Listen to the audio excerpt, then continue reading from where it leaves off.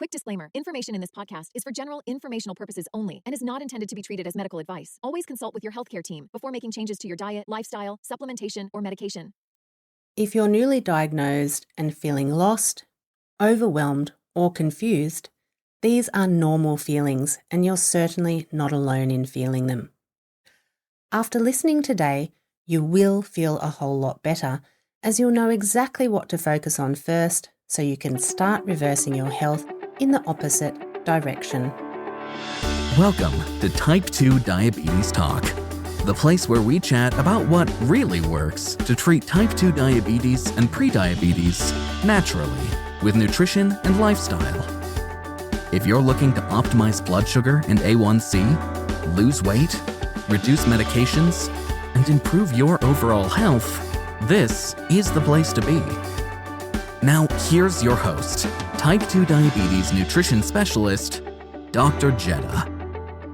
Hello there, Dr. Jetta here, and thanks for joining me. If you're listening to this, chances are you've just received a new type 2 diabetes diagnosis. And let me just say right up that it's normal to feel scared, overwhelmed, and lost. Thankfully, you're in the right place here, right now, and after listening to this podcast, you will feel a whole lot better and know where to begin in turning your health around. It's normal to feel scared, overwhelmed, and lost. You may also feel grief and sadness, and it's perfectly fine to feel a whole range of other emotions as well. Receiving any type of diagnosis can be overwhelming. For many people, a diabetes diagnosis can come as a shock. Often people hear of the diagnosis when they're at the doctor for something else, in fact. And unfortunately, doctors often deliver the news in an unsympathetic and clinical way. Even worse is being told your health will decline, that you can't reverse it, and being left with no hope. This happens a lot, unfortunately.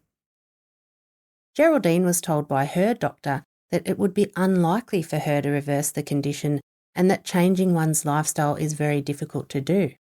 She received no guidance or support for making positive changes. She was given no hope, but instead left feeling completely lost. As I said before, this is pretty common. Dean shared that his doctor told him his health was destined to progressively get worse. He'd go on more and more medications, eventually have to take insulin and ultimately die from the disease. I mean, how horrifying that is to hear something like this, especially on a new diagnosis. I'm sorry if you've found yourself in a similar situation. It shouldn't be that way. And I'm here to reassure you that there is hope and you can reverse your condition, you can change your lifestyle, and you certainly can improve your health. Dean, who I just spoke of, has reversed his diabetes and is now medication-free after living with type 2 diabetes for over 20 years. You can listen to his story in episode 31. The point to make here is that Dean has been living with type 2 diabetes for 20 years. You're newly diagnosed, and so now is a great opportunity for you to improve your health, and the sooner you take action, the better. Before we dig into the first steps to take, let me just share one word of warning. You may feel desperate for information. That's normal too. And as a consequence, you might be surfing around the Wild West Web. But let me just say that you will read a lot of conflicting information out there on the Wild West Web, so make sure you're careful. There is a lot of misinformation, outdated information, and just plain bad information. So just keep this in mind as you look around. I think sometimes this can make it even more difficult, confusing, and overwhelming. And I guess the key point I'm trying to make is find a trusted source of information, like this podcast or our website over at DMP, and follow the recommendations step by step. Take things one step at a time, and remember that you don't have to have all the answers right away. So please give yourself permission to process the diagnosis and take things in. It will become a lot clearer and a lot easier day by day.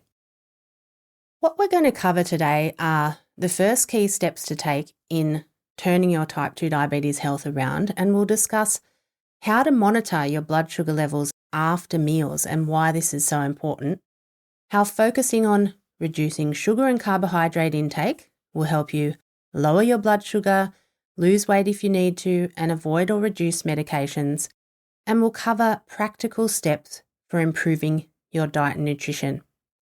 By the end of this episode, you'll certainly have a clear understanding of where to begin and how to take control of your health. So the best place to start is to talk about what is type 2 diabetes. Type 2 diabetes is a condition that affects the way your body metabolizes sugar or glucose. Sugar and glucose can be used interchangeably. They mean the same thing. In type 2 diabetes, your body resists the effects of insulin, a hormone that regulates the movement of sugar into your cells. So imagine insulin as a key that unlocks your cells, right? But then the key breaks or it doesn't fit the lock, so it stops working. And this is known as insulin resistance, and it's the most common cause of all diabetes. In some cases, the body doesn't produce enough insulin to maintain normal glucose levels, though that's not as common. But sometimes if type 2 diabetes does progress, that can happen as well.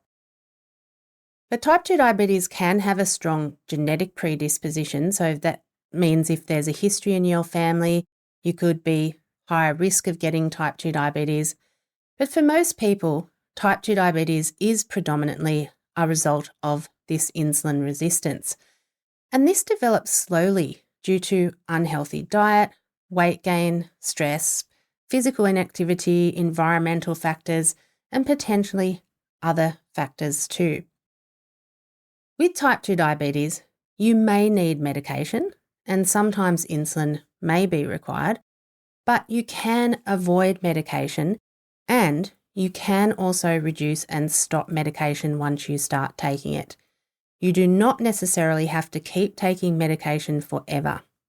We know this because we've helped many people to reduce and stop meds with our natural treatment approach. So that's something good to know right in the beginning of your diagnosis. To resolve any confusion, blood glucose and blood sugar, these terms are the same. And of course, blood sugar is an important thing. Our body is meant to have blood sugar in a certain range to keep us in the best health, because when glucose accumulates in our blood, when it's higher than normal, it can lead to a variety of health issues, both immediately and over time. Now, I don't want you to get scared about the consequences, but it is important to be aware of the fact that complications can develop if your blood sugar levels stay high. And that's why it's so important to focus on getting your blood sugar levels down into the healthy range and keeping them there as well. So let's just briefly cover blood sugar numbers here. There are two types of tests that can help you with your diabetes. Daily monitoring, done via a finger prick glucose monitor or by using a continuous glucose monitor. And then there's the hemoglobin A1C test, also known as HbA1c or A1C. An A1C is a blood test ordered by your doctor and done by pathology, and it's usually tested every 3 to 4 months. And this test measures the average amount of sugar on your blood from the previous 3 to 4 month period. And it gives you and your doctor a good overview of how your overall diabetes management is going. But using a monitor to measure your daily levels, you can use that to work toward lower A1C. And what you want to focus on here is your blood sugar levels after meals. So here's how you do that. You set a timer from your first bite of food when you're eating a meal. So from your first bite of food, set the timer for 2 hours. And then when the alarm goes off, you test your levels at that 2 hours after your meal. And you want your levels to measure below 140 milligrams per deciliter or 7.8 millimoles per litre. If you do that, it means you will be keeping your blood sugar in the normal range and that will bring your A1C down. Now, your doctor might say monitor morning blood sugar levels, but that's confusing, and you will make better progress with lowering your A1C if you focus on measuring your after-meal blood sugar, which is also called postprandial blood sugar. You want your levels to be below 140 milligrams per deciliter or 7.8 millimoles per litre. To bring your blood sugar levels down and start reversing your diabetes, the first place to focus on is improving your diet and nutrition.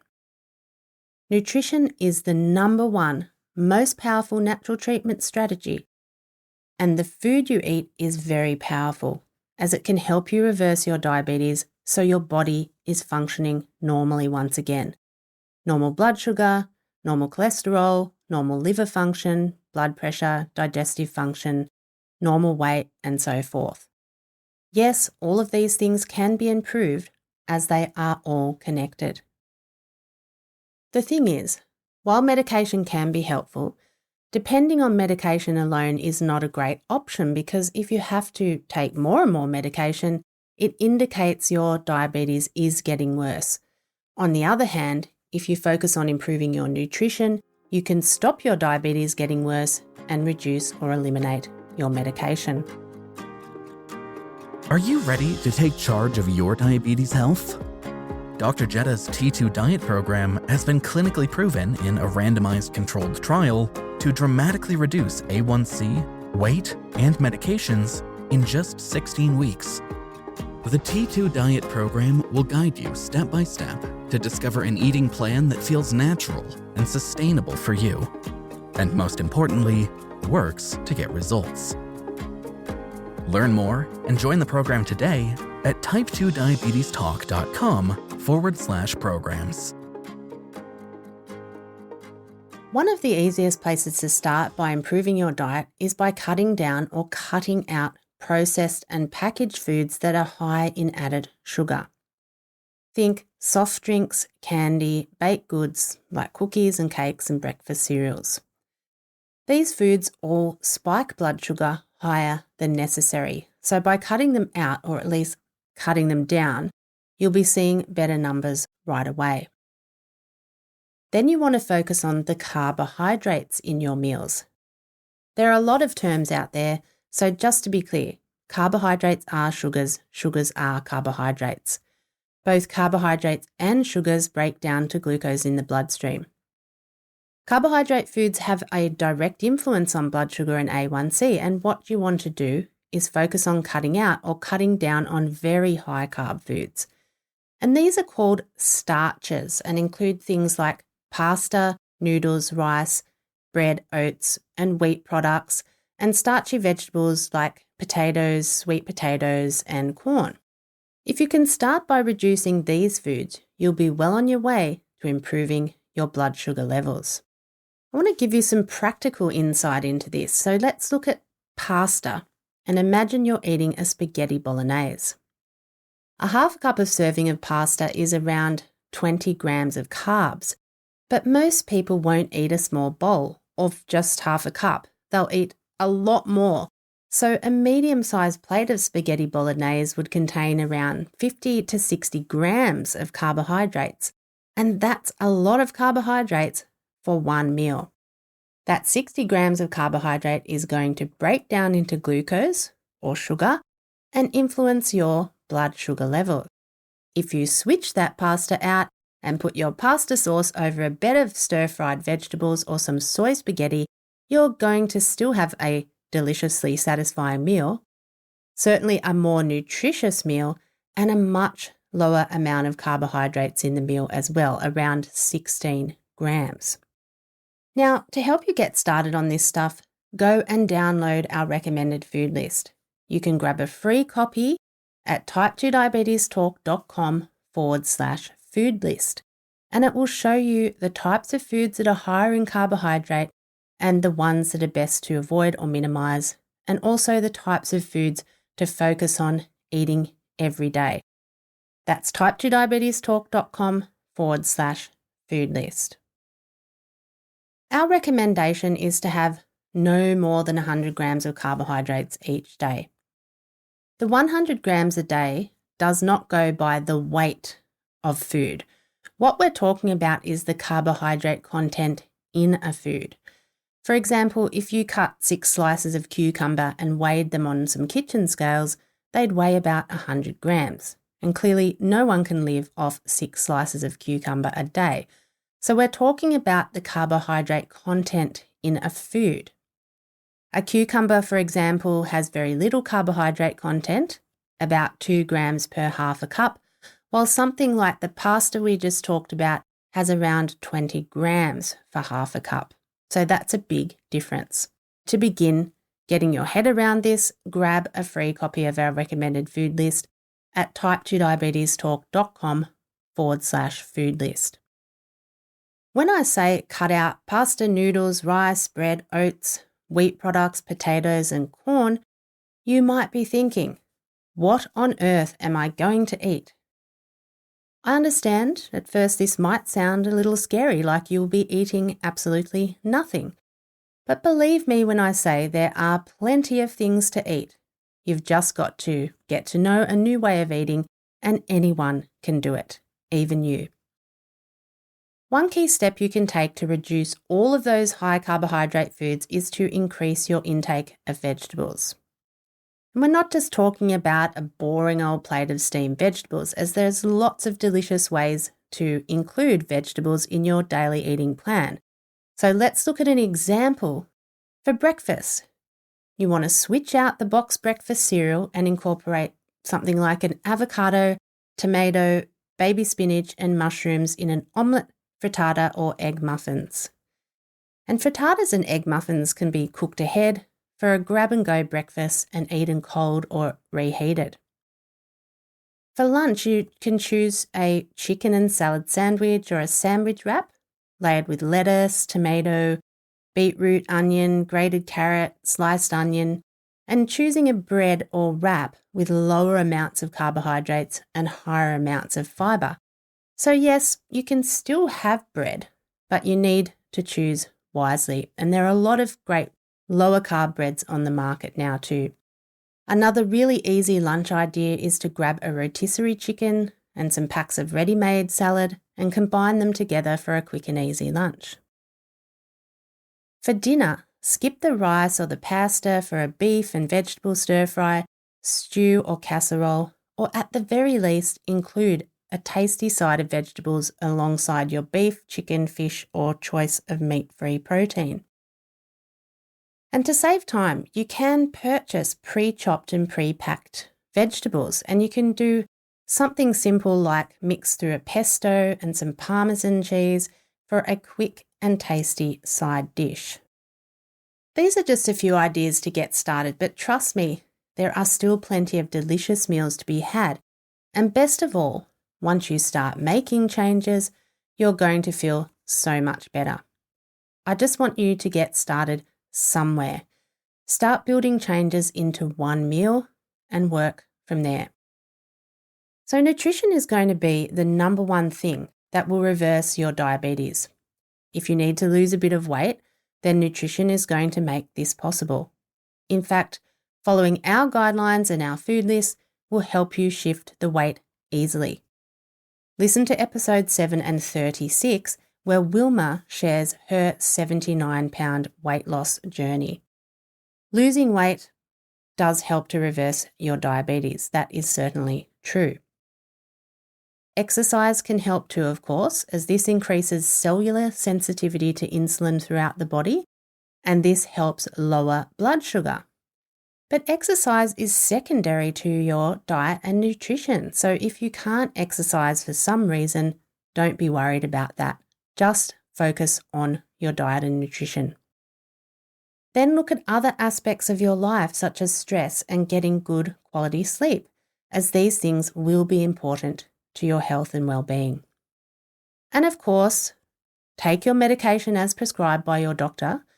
But as I said earlier, being on medication doesn't mean you need to take medication forever.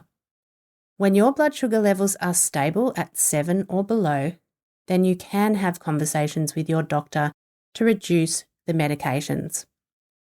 listen back to episode 18 on deprescribing medications for guidance around that and for having that conversation with your doctor. So as we wrap up today's episode, I want to leave you with a few key takeaways. First and foremost, remember that it's okay to feel a range of emotions after your diagnosis. Acknowledge those feelings and give yourself the time and space to process them. Remember, there is hope and you can improve your health. We've seen it happen with many people, including Dean, who reversed his diabetes after 20 years. You're newly diagnosed, so this is a great opportunity, and the sooner you take action, the better.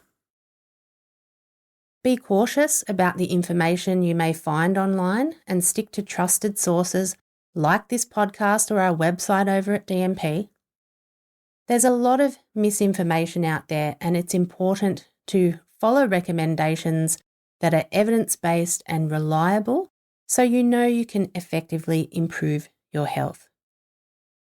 And to start reversing your diabetes in the opposite direction, focus on these key areas first. Number 1, monitor your blood sugar levels after meals.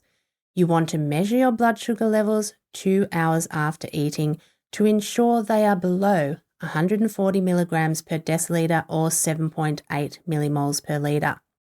If your levels are above 140 or 7.8, you need to make some food changes.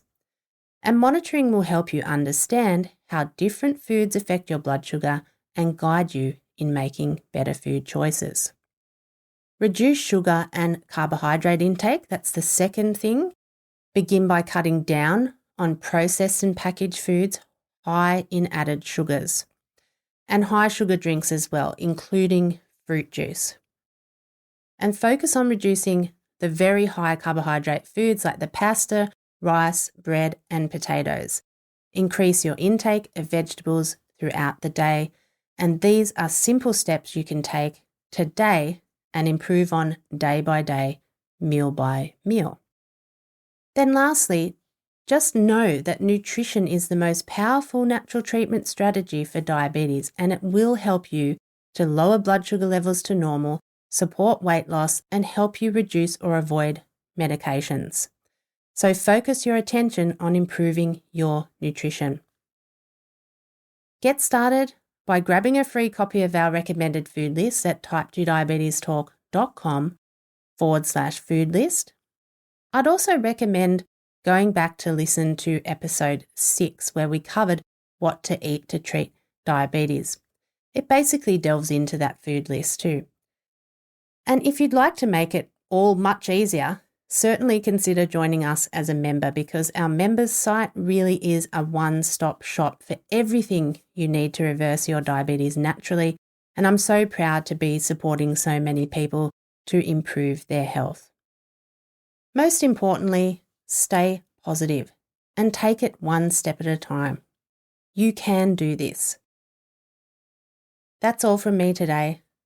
Hope you find that helpful and feel a lot clearer about the first steps to take. And if you take these steps, you will certainly see your health improving dramatically in a very short time. Thanks for joining me. Dr. Jeddah, over and out. Thanks for tuning in to Type 2 Diabetes Talk. Please subscribe to the show on your favorite podcast platform. And for episode replays, episode notes, and more, visit type2diabetestalk.com. New episodes are available Tuesdays, 10 a.m. U.S. Eastern Time, or your time zone equivalent. Thanks again. We're truly grateful to be a part of your life and help make a real difference.